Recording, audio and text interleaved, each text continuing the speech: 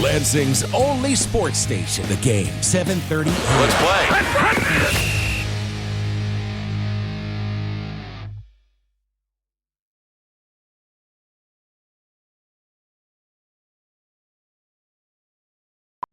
Meet Lansing sports leader. The Game, 7:30 a.m. And a pleasant good Saturday morning to everyone listening out there. This is High School Rewind on the Game, 7:30 a.m. WVFN, the weekly show that recaps the week that was in boys and girls basketball. And it is brought to you today and all season long by Jeff and Chris Metz and Dowding Industries.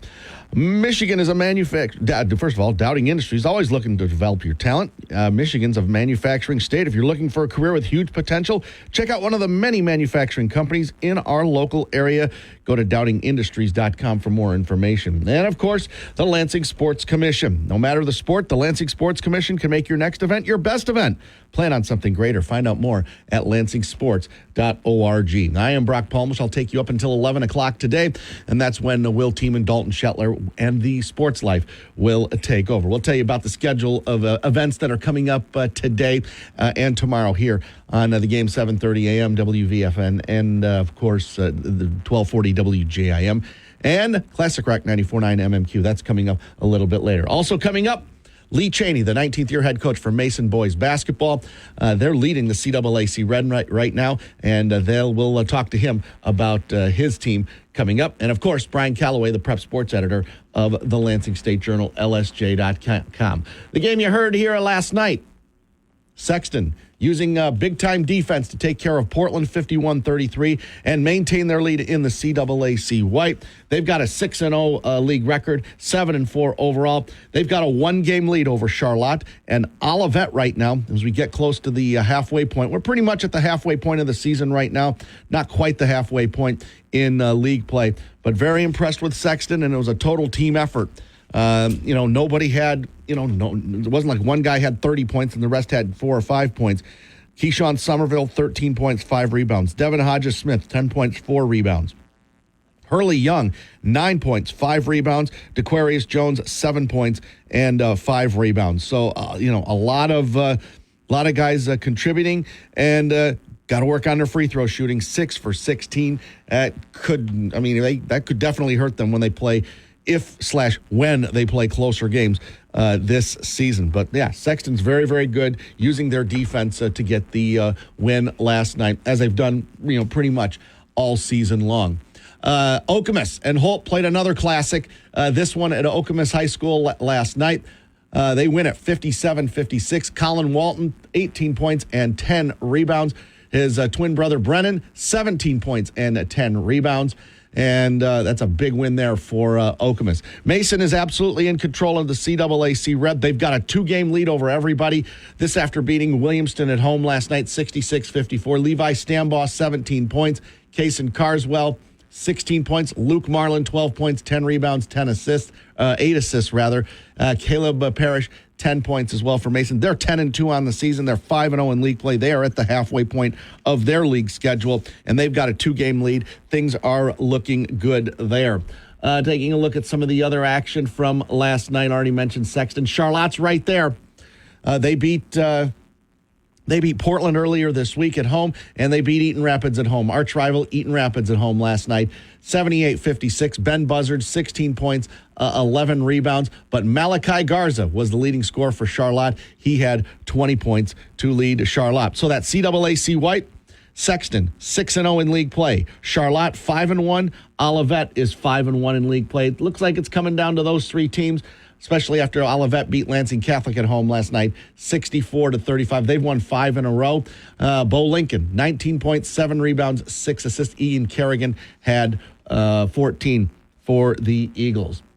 Also, moving on, Hazlitt got a big win. Hazlitt's really struggled this year, but they beat Eastern last night, 64-54 behind David Wheeler's 24 points. PW, they're still right there in the CMAC. Just a game behind Langsburg right now. They were able to beat Perry last night on the road, 64-51. Grady Eklund, the sophomore, he had 23 points. Reese Thalen added 16 there. PW is they're right there in the CMAC, right behind Langsburg, who just keeps on winning. Langsburg beats Bath 73-36. So Langsburg 8-0 in the league. PW 6-1 in the league. Fowler is 6-2 in the league. It looks like it's those three teams right there until the very end. And yes, Langsburg plays PW for the second time this season, coming up next Tuesday night at Langsburg High School. That'll be a big game in the CMAC. Potterville was able to be victorious 75-40. Ovid Elsie was victorious as well to move to 7-3. They beat Otisville Lakeville. And Stockbridge is now 9-4 on the season. They beat Reading 72-42. That's some of the action that occurred on yesterday. Last Tuesday, DeWitt rallied from a deficit to beat Hazlitt 47-42.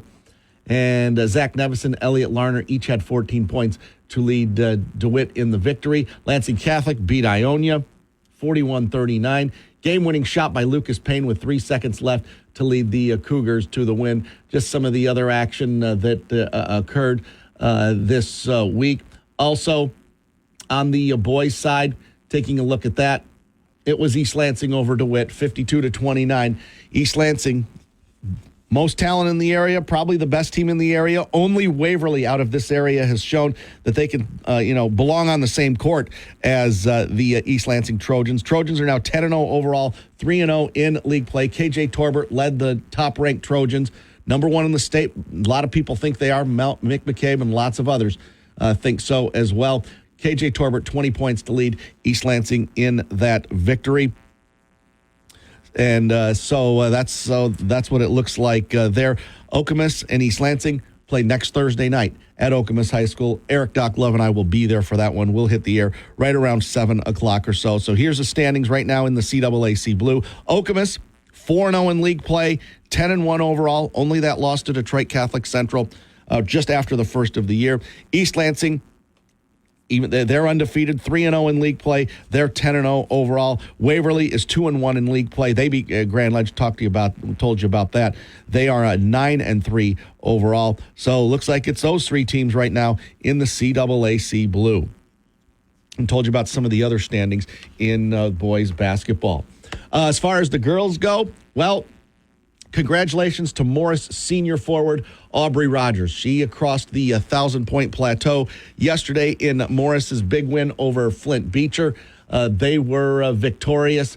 I believe it was 57-15, but Aubrey Rogers, she had a big game, 34 points, 8 rebounds, 4 assists, 10 steals. They beat Beecher at home 57-15, but congratulations to Aubrey Rogers, the senior for Morris High School. She crossed the 1,000-point plateau. Taking a look at some of the other action that occurred this week, Ovid Elsie rebounded from the tough loss. Oh, yeah, by the way, the probably one of the results of the week was Portland St. Patrick going to Ovid Elsie on Monday and winning 51-45, knocking Ovid Elsie from the ranks of the unbeaten, and throws Portland St. Pat's right in the race in the CMAC. Coach Al Schraben has another really, really good squad, and they're going to be tough to deal with as they won this week. They won this week twice, and they just flat out get it done. They just keep getting it done every single year. They're 7-2 right now in overall. They are taking a look at it now, 5-1 in league play. St. Pat's beat Saranac on Thursday, 62-52. Charlie Thalen, 26.7 rebounds to lead the Shamrocks to the win. That was on Thursday. Fowler keeps winning. Bath is now the only undefeated team in the area as they were victorious this week. Fowler 7-0 in league play, 9-1 overall. Bath 6-0 in league play. They're 8-0 overall. St. Pat's is 5-1 in league play. Dansville, the defending league champions, going to be tough for them now. They are now 5-2 in league play after they lost this week. But still, they're a very good team. And mentioned Ovid Elsie, no longer undefeated. They are now 8-1 overall. Morris is 8-1 overall. Leslie is 7-2. DeWitt, on the girls' side, they rallied from. They had an absolutely difficult loss to DeWitt, or to Hazlitt rather, 57-56 earlier this week. But man, they rallied and came back from behind and beat East Lansing yesterday to move to a 3-0 in league play. They just keep on winning. They just keep on winning and keep on winning. Carly Dennis, big role there for DeWitt in the victory. Down 13 in this game. They came back and beat East Lansing last night, 61-49. Carly Dennis, 23 points. And if DeWitt can get scoring like that from people other than Tara Kearns and Madison Ewell, they're going to be very, very difficult to beat. And it took a really good team in Hazlitt to knock them off, 57-56, in a game that occurred earlier this week. That was back on Wednesday. A great win for Hazlitt, disappointing loss for DeWitt, but they were able to regroup and take that there. They are 3-0 in league play, as is Holt. They keep on winning in league play. They're 3-0 in league play. They are 7-4 overall. They did lose in non-conference play earlier this week to Williamston. So that's what it looks like there. DeWitt 3-0, Holt 3-0, East Lansing at 2-1. Grand Ledge got off to a slow start this year, but they're now 2-2 in league play. In the CAAC Red, Williamston still leading. They're 5-0 in league play, 8-4 overall. Hazlitt is now 4-1 in league play. And that's what it looks like there. Mason lost this week. They fall to 3-2 in league play. In the CAAC White, Lansing Catholic, once again, they've wiped everybody out in this area. They just have. And they took care of business at Olivet last night, 59-25. Leah Richards, 18 points, 10 rebounds. Gabby Hallowell, who's had an all-state type season for them, she's been terrific. 14 points, 6 assists. Anna Richards, solid as always, 9 points, 10 rebounds, 7 assists for Coach Casey Reed's squad. Leading the CAAC White, 6-0 in league play. Portland is at 5-1. And Olivet drops down to 4-2 in the league. The rematch, probably, it's going to be the rematch between Catholic and Portland. It's going to decide that league title coming up later on this season. Charlotte beat Eaton Rapids in overtime, 49-46. Charlotte got off to a slow start, but they're playing a bit better now. St. John's over Fowlerville in a low-scoring game, 34-21. I mentioned Grand Ledge. Grand Ledge got off to a real slow start this year, but they're playing a lot better. How about this? One of the performances of the week, Elena Armstrong, 28 points, 24 rebounds. Big win for Grand Ledge over Waverly, 64-48. So that's a look at the standings right now in both boys and girls basketball. And we're going to talk with one of the veteran coaches in this area. He's done a great job at Mason High School. He's Coach Lee Chaney, and he's coming up in just a minute. This is High School Rewind on the game, 730 AM WVFN, brought to you by Jeff and Chris Metz and Dowding Industries and the Lansing Sports Commission.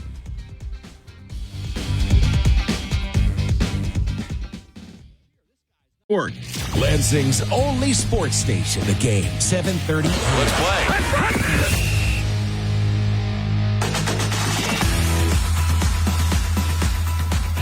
Welcome back to High School Rewind on the game, 730 AM WVFN. Brock Palmus here taking you up until 11 o'clock, and then it'll be time for the Sports Life with Will Tiemann and Dalton Shetler. Right now, happy to be joined by the head coach of Mason boys basketball.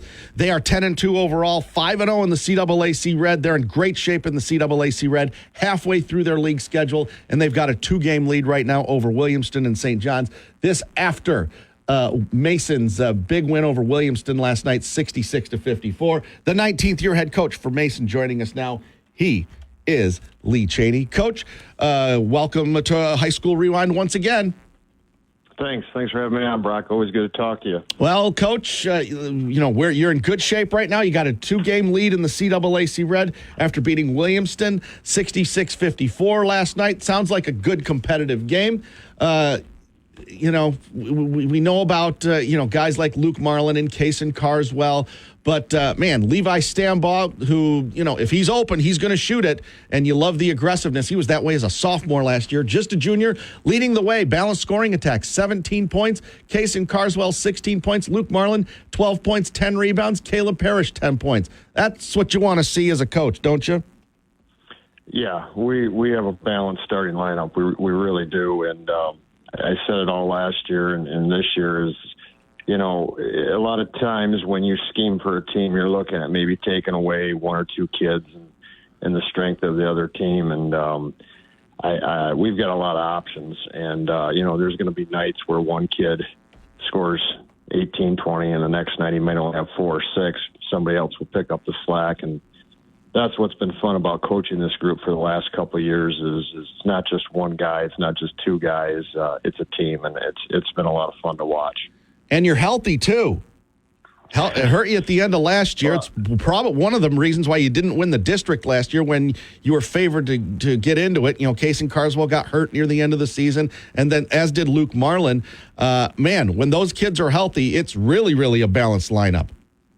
Well, you probably just jinxed it, Brock. Oh no, I'm sorry. We've kind of that's kind of been the elephant in the room, and we haven't discussed that a lot this year just because of that. I think the last 3 years we've really struggled with that, and it has been nice. It has been nice to put our team out on the court every night, and every team goes through that. Sure. And I know some guys got some good experience last year that filled in when those 2 guys went down, and it's helped us this year.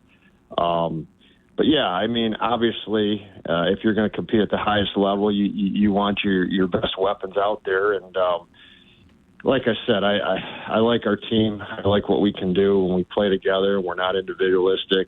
We can be really good. Yeah, it is. It's a team effort. Yeah, if one guy, it's almost like if you in the first half you figure out one guy's going really good. Okay, let's feed him the ball, and I don't worry about my stats tonight. Because you'll get kids that worry about their stats. They want their shots, all that kind of stuff. But if they realize, hey, this guy's going really good tonight. Hey, let's get him the ball on offense and, focus more of the offense towards him tonight. Yeah, and, a good example of that is a kid like Luke Marlin, who has been a 4-year varsity starter for me. He's been an all-league kid the last couple of years. I've never once heard him pout and cry about his points. He stuffs the stat sheet in so many ways. He scores for us. He leads us in assists. He's our leading rebounder. He gets guys involved. Levi Stambaugh, same type of a kid. He if he scores, great. He wants to win, and he wants to contribute in other ways, like defensively and rebounding also. And that's the nice thing, because we live in an age where a lot of players want everything about themselves, and I've got a lot of kids that they just want to win, and they want to play together, and that's what makes us who we are. Speaking with Lee Chaney, the 19th year head coach for the Mason Bulldogs, 10-2 right now, 5-0 in the league this year. League champs last year, looking to do the same this year. And, Williamston was a bit down last year, but, they played better near the end of the season. St. John's was down last year, but they're better than they were last year. Eastern was pretty good last year, but they've struggled a bit, right around 500. Hazlitt struggled a bit this year. The way you guys are playing right now, you're in real good shape. With 5 league games to go, you're 5-0 right now. You only play 10 league games, and you're really in good shape. Goal number 1: win the league, right? Yeah, it definitely. I mean, we've got a lot of goals. That's certainly one of them. I told my team last night that, when you play a team the second time around, they know you and you know them. And we have good coaches in this league, and it's not going to be easy, because I can guarantee you when we play teams the second time, they're going to be better, and they're going to want to take us out and help their cause. And I know we've got Hazlitt this week, and Chris does a great job. He really has his team prepared, and he's got some players over there that can make things happen, and they're getting better. And this isn't going to be a cakewalk by any means. I thought Williamston was really good last night, and they're only getting better. So this isn't going to be easy. We're going to have to earn everything we get out of this, because I know we're going to get everybody's best shot from here on out. Well, and you're going to have a very busy week coming up. You got 3 games coming up next week. And only one of them at home. You host Ionia in a CAAC crossover game, Ionia in the CAAC White. That's coming up on Monday. And then you go back-to-back, almost like an NBA schedule or like a conference tournament schedule. You go to Hazlitt on Thursday. and then you go to Holt the following night. Interesting schedule there, 3 games in 5 nights. But hey, we learned during COVID, kids can play 3 games in a week. It's not going to hurt them really health-wise or rest or anything like that. Yeah, it's definitely going to be a challenging week. That the Ionia game got moved at the end of last week to Monday. Yep. And then the Holt game we were supposed to play that first week of the season, and our football team ended up making the state finals, and our administration didn't want us to go in and play that night, so we ended up moving it here to this week. Oh, okay. So, puts a lot of pressure on us. Our 2 losses are actually on back-to-back, the second part of back-to-back. So, that's going to be a huge challenge. Number one, trying to get guys ready for a Monday game, and then getting them to understand that Thursday won't be easy going to Hazlet. They just knocked off Eastern last night, and then you got to turn around the next night and go to Holt, and they're always a dangerous team. So, yeah, this definitely is going to be a big week for us. Certainly a challenging week.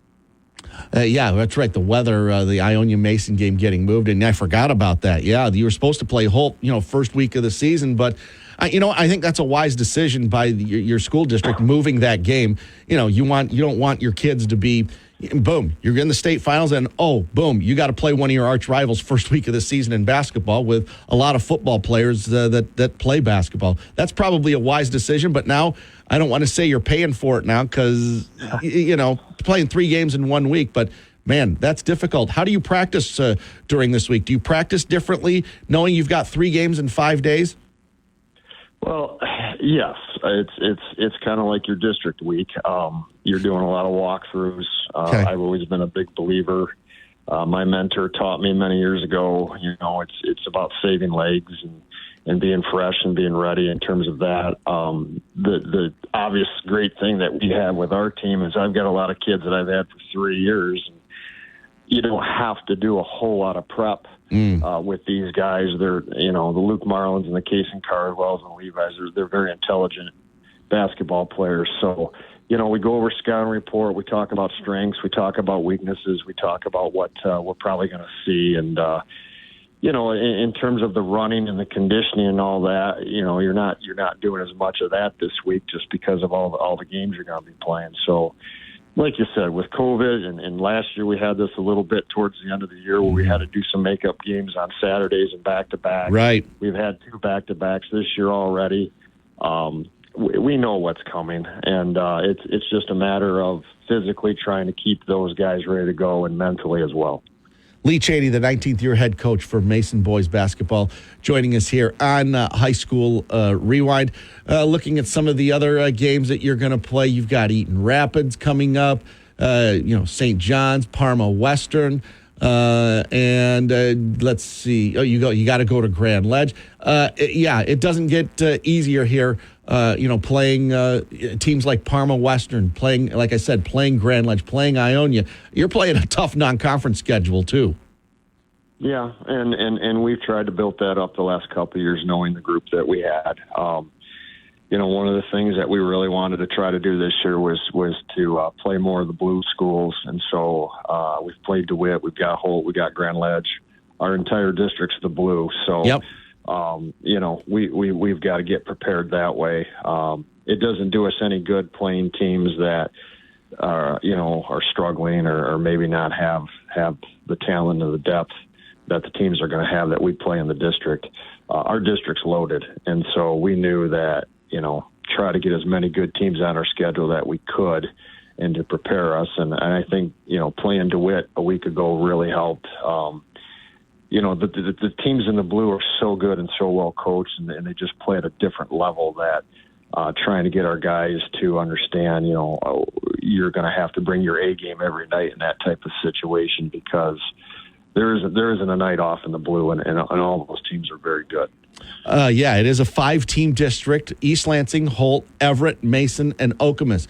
The good news is you get to host the district, so you get to sleep in your own bed and all that stuff. You're in your familiar ground, your own home court. But kind of speaks for itself. East Lansing, many people think they're the best team in the entire state. in any class. Holt has been very good. A little bit of a rebuild this year, but they're very competitive. Everett, 3-4, but I mean they're better than they were last year. And you know about Okemos, they've only got one loss this season, 10-1. My goodness, You said it was loaded. That's pretty evident. Well, and if it tells you anything about the district, with the new NPR scoring that we have for seeding, we're sitting here at 10-2 and undefeated in our league. And the last I looked, we were fourth in seeding. So that right alone tells you just how good that district is. Yeah, it is. Just a 5-team district. I'm sure you've hosted districts before. You like hosting a district or regional tournament? Yeah, it's like you said, it's nice. You're comfortable. You've practiced and played in that facility all year. When you go to a different gym for districts, regionals, it takes a little bit to get used to the environment. So we've hosted probably 3 times in the last 10, 12 years or something like that, and I think we play better, obviously. And like I said, you're in your own facility, and that obviously helps. You get probably a little bit of a bigger fan base coming to your place. So we're going to need all of it because, like I said, this district is loaded. Speaking with Lee Chaney, the 19th-year head coach for the Mason Bulldogs, leading the CAAC Red. 5-0 league record, 10-2 overall. Before I let you go, I haven't asked you about the change to the foul rule. 5 fouls per quarter now instead of 7 per half, or the double bonus at 10. Do you like that rule change? And what are your thoughts on it pretty much halfway through the first season of going to this? I don't like it. I'm a purist. I like the 1-on-1. I like the pressure of putting a kid in a situation like that. I'm not. I wouldn't say I'm in favor of the new system. I will say that statistically, the number of free throws that we have shot in the season is way down. I feel like in most games that we've played, you're not shooting free throws, and it's hard to get to 5 fouls. And I even had some people tell me that the game is being officiated the same way, in the sense that you're looking and when you start the second quarter, you're back at 0, and it takes for 8 minutes to get to 5. Sometimes it takes a while. And so last night in the Williamston game, for example, we're up 10 in the fourth quarter, and when we started to kind of take the air out of the ball, they only had 1 team foul. Yeah. So they got a foul 4 times in 30 seconds just to get to shoot free throws, and then when you do, we're going and shooting 2, and I just don't like that. I think it takes away from the game, and I don't know what the reason is as to why it got changed, but it is what it is, and we're trying to learn the new system, and there are some things you can do differently from a logistical standpoint with it. But I like the fact that if you send a person to the line and have to shoot a 1-on-1 and make it put some pressure on them, and I've always liked that, so I do miss that. Yeah, one of the things I've noticed, if it's like you said, Williamston down by 10 points. With the fouls at 0 when you start an 8-minute quarter, it might not be the worst thing in the world for them to get real aggressive defensively and take a foul or 2 early in the quarter, so that when they have to foul at the end of the game, they get closer to the bonus. Would you be in favor of a rule like they have in the NBA, where you only can foul twice in the last 2 minutes? Because if you ever watch an NBA game, you see a lot of times you see a foul with like 1:40 to go, and you'll hear them say first in the last 2 minutes, and then that means the next one they're shooting free throws, regardless if they have 1 or 2 or 3 fouls. Would you be in favor of something like that? I don't know. I will say the new system, the nice thing about it is that the games are certainly a lot faster. It's kind of like watching a Major League Baseball game this summer. For whatever reason, the game is flying by. And, for example, last night in the fourth quarter on our side, I told my kids, we had 1 team foul with about 3 to go. And I told them, like, hey, listen, if you get beat off the dribble, go for a steal and get a foul, because we've got fouls to give. So it changes the game in different ways, and it's just something we've got to get used to. I don't know what the best way is, but like I said, I'm in favor of putting putting a player at the line and putting them under pressure in a one-on-one. Because when you get behind now, it's very difficult to catch up when a kid goes to the free throw line and they know they've got 2 shots. I mean, typically they're going to make at least one of those. So it really does put a lot of pressure on you if you're trailing late in the game, because the odds of getting back into it or possibly getting the ball back tied or down by 1 obviously changes a lot at that point. And every coach, last one before I let you go. Obviously, since COVID, this is like the second or third year that they've gone to 22 regular season games. Do you like that? And would you like to see it go up to 24 or maybe 26 regular season games? It is nice because it takes away practice time.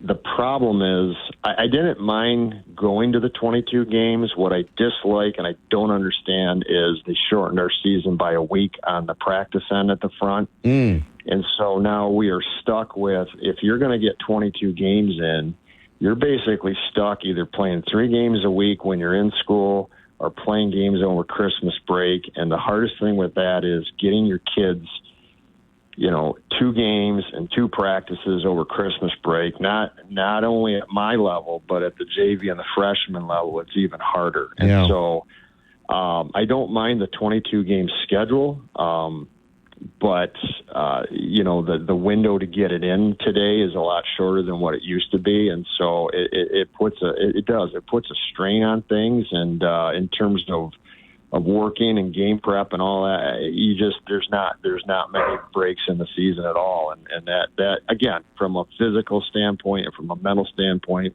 at least for me as a coach and for players, has certainly put a little bit of a strain on things. So I like the 22 game schedule. That's fine. I just wish we'd had a little bit longer window to get those 22 games in and not essentially forcing you to play 3 games a week or playing over Christmas break. Especially with the weather that we've had over the last week. I hear you. Exactly. And that's the other issue, that where do you find the time to put these makeup games in? Because we've been so fortunate this year, and now it's hitting. And for us, we lost the Parma game 2 weeks ago, or this week, and we were in school, but they weren't, and they wouldn't play it. And so now we got to try to find another date to get that game in. And like I said, your window's a lot shorter now as you're getting into the last 3-4 weeks of the season. Yes, and it does. And the state tournament starts in late February this year, so it's on February 26th. So, yeah, I hear you. I hear you. You're a coach. You go through it. I absolutely respect your opinions. Why I ask those questions. Lee Chaney, the 19th year head coach for Mason boys basketball. Coach, thanks so much for coming on. Congratulations on the start so far. We'll be watching. Thanks, Brock. And again, thanks for everything you do in covering high school sports. It's awesome. Thank you. I appreciate that very much. Coach Lee Chaney from Mason boys basketball. We're going to talk with Brian Calloway, the prep sports editor of the Lansing State Journal, LSJ.com on the other side. This is High School Rewind on the game, 730 AM WVFN and the Lansing Sports Network. Brought to you by the Lansing Sports Commission and by Jeff and Chris Metz and Dowding Industries. Lansing Sports Station, the game, 730 AM. Welcome back to High School Rewind on the game, 730 AM WVFN, brought to you by the Lansing Sports Commission and by Jeff and Chris Metz and Dowding Industries. We're happy to be joined now by Brian Calloway, prep sports editor of the Lansing State Journal, LSJ.com. Good morning, sir. Hey, good morning, Brock. How you doing? I'm doing good. I'm all confused as I usually am. But Brian, some just more good action. This week, both boys and girls. Most surprising score happened on the girls' side back on Monday, Dr. Martin Luther King Day. Portland St. Patrick goes to Ovid Elsie and up in a mild upset, but still an upset because St. Pat's is really good. But they go to Ovid Elsie and knock off undefeated OE 51-45. That was so surprising to me. Yeah, that was a neutral site game at Saginaw Valley. Oh, that's right. Yeah, that's right. That Jeez. they played. But no, yeah, that was a pretty significant win for Portland St. Patrick, and it was really part of a big week for them as well too. When you kind of look at what they were able to do, obviously, Ovid Elsie was ranked in the top 10 in Division III, and then they followed that up Thursday with a win over Dansville as well too. So those are two pretty nice wins for Coach Alice Robbins' squad over the past week. And, this is a team that is, they lost to, I believe, Grand Rapids West Catholic was one of their losses, and they lost to Fowler by 6. So, and those aren't bad losses at all as well, too. So, this is a nice week for them, and maybe speaks to the potential that this team has as well, too. Yeah, they beat Dansville at Portland 56-33. Not surprised by the score, by the win, but the score. That was very surprising. Lainey Meredith, 21 points to lead coach Al Schraben's squad. Also on the girls' side, it's just, Lansing Catholic, they've wiped everybody out that they've played in the Lansing area. 2 more big wins this week, but the game of the week, and had we not had conflicts on Wednesday, we would have done Hazlitt at DeWitt. Every time these two teams play, and it's too bad they don't play twice, because when they play once, it's always a close game. I want to say 2 years ago, DeWitt won at home by 2 points. Last year, Hazlitt beat DeWitt by 3 points, and Maddie Ewell almost banked in a 3 that would have tied the game and sent it to overtime. And then on Wednesday night, Hazlitt scores in the final seconds, and they win by 1 point. Yeah, it's definitely games that consistently go down to the wire between these teams. And, that was a big win for Hazlitt, being able to, edge, DeWitt there. And, they picked up some nice wins in recent weeks as well, too, which includes, knocking off East Lansing as well, too. But, yeah, and if you look at DeWitt, this is a pretty big week for them. They had a game against Saline on Monday that they won, and Saline had one of the best MPRs in the state. So, that was an impressive win that they got. I believe that was also at Saginaw Valley. And then, obviously, capping the week on last night with a victory over East Lansing. And that was a game where DeWitt was trailing by 13 at one point in the first half, and then 12 in the early portion of the third quarter as well, too. So, both of these teams have done some very good things this season. And like you said, whenever they get together, it's always has typically been a tight game, and we definitely saw that once again on Wednesday night. Well, from last night, Carly Dennis, just a sophomore for Coach Bill McCullen, 23 points. That's a career high for her. I got to tell you, if they can get scoring like that from people other than Maddie Ewell and Tara Kearns, they're going to be really, really difficult to beat in the Division I district tournament. Oh, definitely. And Carly Dennis wasn't the only sophomore that stepped up for them as well, too. Sophia Balin, she had a big second half for them as well, too, and scored all 11 of her points in the second half. And one of the things that, Coach Bill McCullen pointed out about her was that when Maddie Ewell was out during the summer with an injury, Sophia Balin was the one that handled all their point guard duties. So she got a lot of, development time in the summer when she had to step in and fill the point guard duties for DeWitt when they played throughout the summer. And, obviously that experience was something that helped her last night as she stepped up and made some timely plays for DeWitt against East Lansing. Brian Calloway, prep sports editor of the Lansing State Journal, LSJ.com, joining us here on High School Rewind. Lansing Catholic, again, 2 more big league wins. Excuse me, they beat Olivet on the road 59-25. I've said Gabby Hallowell, she's had just an all-state type season for them. But last night it was Leah Richards, 18 points, 10 rebounds. Gabby Hallowell, 14.6 assists. Anna Richards, solid. 9 points, 10 rebounds, 7 assists. They just they got the best starting 5 in the area this year, and they are playing like it right now. Certainly with teams around this area, because nobody has really challenged them in the area this year. No, yeah, they really haven't been challenged in the area with everyone that they faced. And they're going to have some interesting games coming up. I believe Hazlitt is on deck in store. And obviously, Portland, they're going to have to go to Portland at some point. Won't be easy.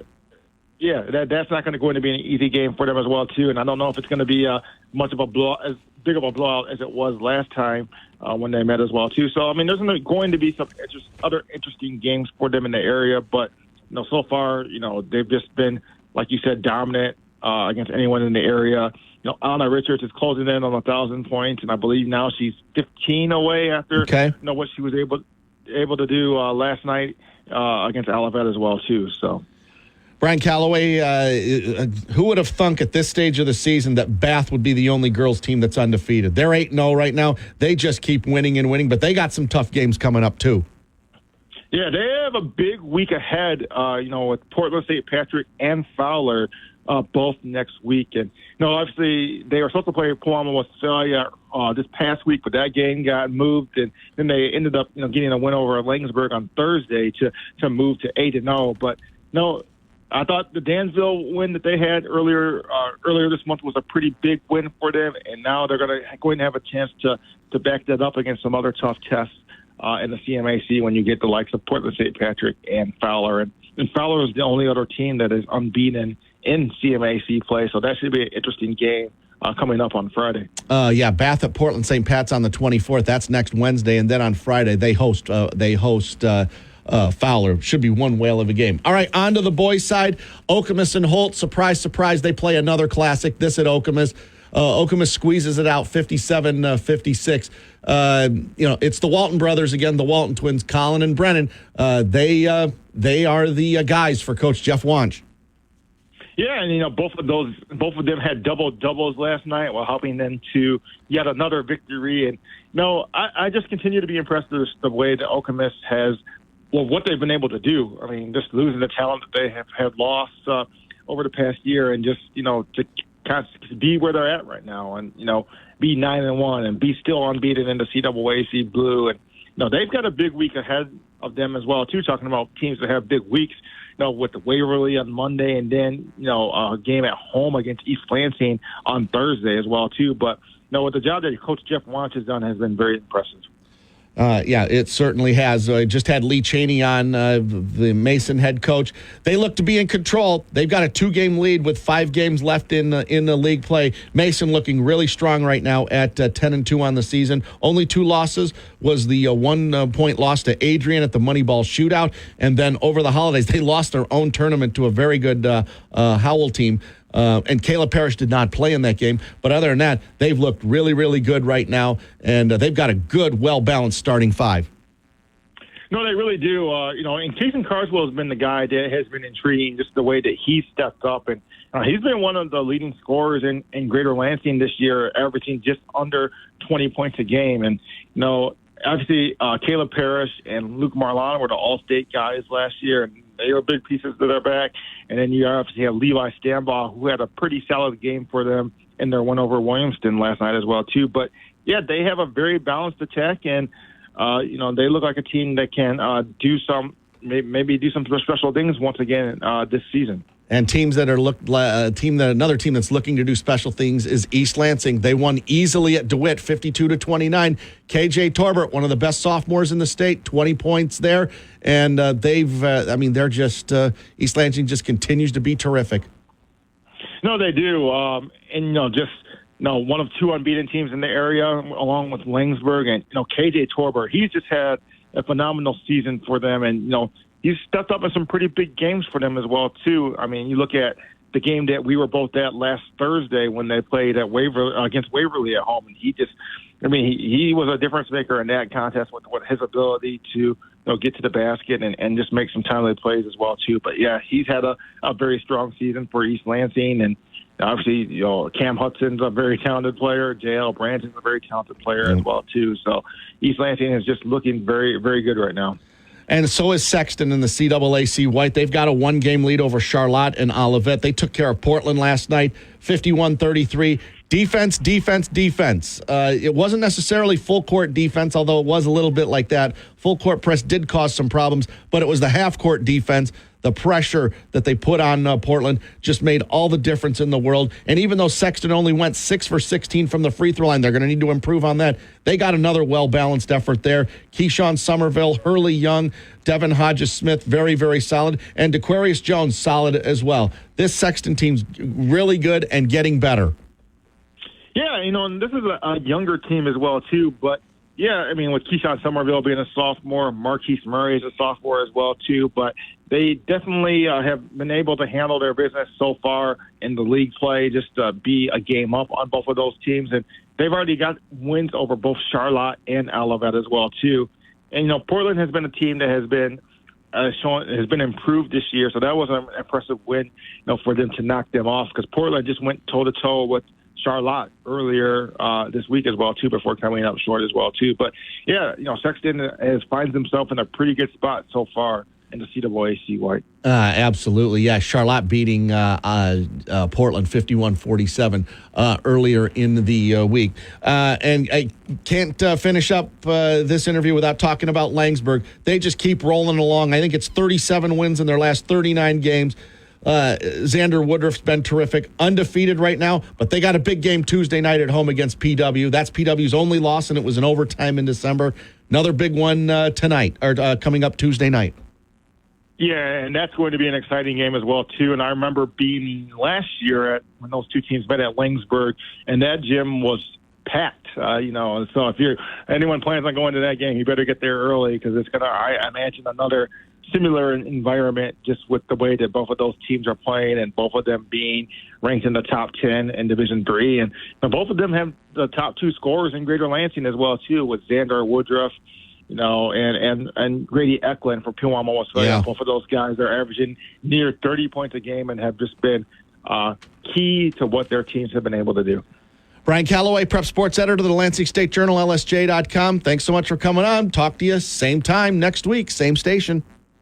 Hey, sounds good, Brock. Thanks for having me. Brian Calloway, Prep Sports Editor of the Lansing State Journal. Coming up today here on WVFN, we've got the NFL playoffs. It's Baltimore hosting Houston coming up at 4 o'clock today. And then at 8 o'clock, it is Green Bay at San Francisco. We got MSU women's basketball this afternoon at 2:45. That's on WJIM. And then at 6:30 tonight, it's the rematch of Michigan State and Michigan. Michigan won last night 7-1. Absolutely shocking score with that result. MSU looking for revenge tonight at 6:30. You'll hear both women's basketball and MSU hockey on the WJIM tonight. And then tomorrow, MSU men's basketball, 11 a.m. pregame on WJIM AM exclusively. And that's because of Detroit Lions playoff football. Nachos and kneecaps, myself and Brandon Howell, Beanie Howell, 1 to 2 p.m., WVFN and WMMQ, and then the Lions and Buccaneers network pregame at 2 o'clock, and then the kickoff between Lions and Buccaneers at 3 o'clock. Detroit Red Wings hockey, 6:45 p.m., hosting the Tampa Bay Lightning. That is on Sunday. And then we've got the NFL playoffs. We will join Buffalo and Kansas City in progress as soon as the Lions broadcast is over with. Don't do that very often, but these are the playoffs, and we will join that game in progress whenever that is finished. Want to thank Brian Calloway, the Prep Sports Editor of the Lansing State Journal, and want to thank Lee Chaney, the veteran head coach for Mason boys basketball in his 19th season. They're off to a terrific start and a terrific season this year. Want to thank everybody for listening. Coming up next Thursday, we will have East Lansing at Okemos. Next Thursday night, myself and Eric Doc Love will have the call from Okemos High School. Really looking forward to that one. Two of the top teams in the area, two top teams in the CAAC Blue at this time. So for Lee Chaney and for Brian Calloway, I'm Brock Palmbush. Thank you for listening. This has been High School Rewind on the game, 7:30 a.m. WVFN and the Lansing Sports Network, brought to you by the Lansing Sports Commission and by Jeff and Chris Metz and Dowding Industries. We'll talk to you next Thursday from Okemos High School for East Lansing at Okemos. Have a great weekend, everybody.